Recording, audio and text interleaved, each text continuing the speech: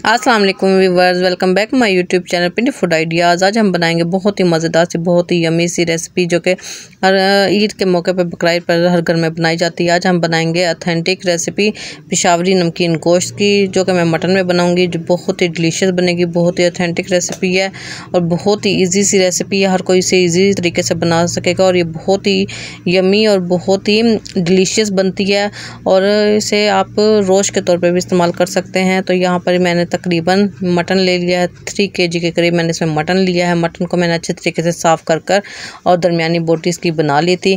तो आपने ख्याल करना है कि इसमें हड्डियाँ रखनी हैं और ख़ास तौर पर हड्डियों में अगर आपके पास नली हो तो नली आपने ज़रूर ऐड करनी है, क्योंकि उसी का ही टेस्ट इसमें बहुत ही अच्छा आता है और बहुत ही यमी आता है। और आपने इसमें थोड़ी सी चर्बी ज़रूर ऐड करनी है, क्योंकि हम इसमें किसी भी ऑयल का इस्तेमाल नहीं करेंगे। जो चर्बी का अपना ही ऑयल होगा वो इसमें ऐड होगा।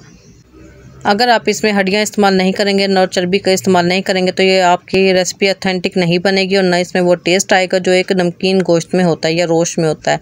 तो आपने ये दोनों चीज़ों का ज़रूर ख्याल रखना है। तो यहाँ पर मैंने नली ले ली थी और इसमें चर्बी भी इस्तेमाल की है। 2 मीडियम साइज़ के हम प्याज इस तरीके से दरमियान से 2 पीस करके हम इसमें ऐड कर देंगे।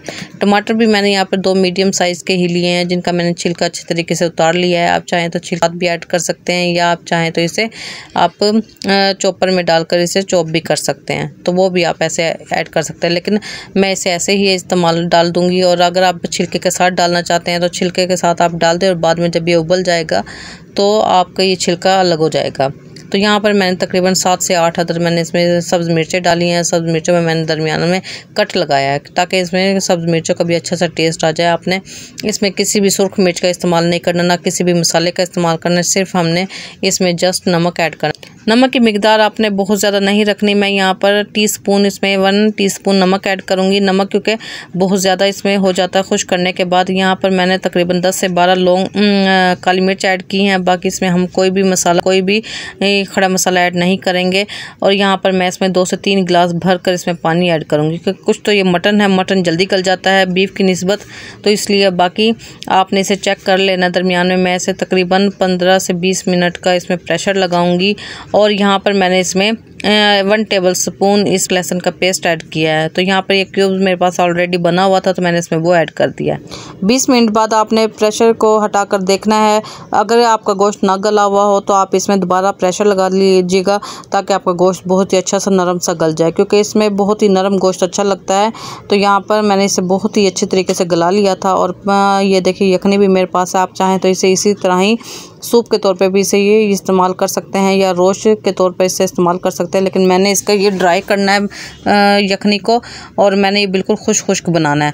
आप ये चाहें तो, अगर आपके वैसे तो ये ऑथेंटिक रेसिपी दम में बनाई जाती है, यानी आप किसी भी पतीले में या किसी भी पत्थर की देगची में आप इसे डालें और सारी चीज़ों की इसी तरह ही, और आप इसे दम पर आटे लगाकर इसे दम पर रख दें। वह और प्रेशर कुकर का भी यही मकसद होता है। प्रेशर कुकर में भी आपने तकरीबन इसे दम पे ही, भाप में ही पकाना होता है। तो आपने इस तरीके से प्रेशर लगा देना और आपका ये बहुत ही अच्छा सा गल जाएगा।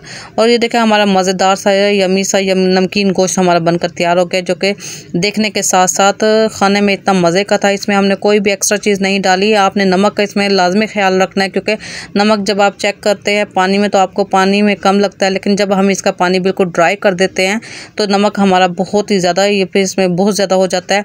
इस वजह से आपने नमक की मिकदार आपने कम रखनी है। अगर आपको लगे तो आप इसे लास्ट में ऐड कर लीजिएगा नमक को।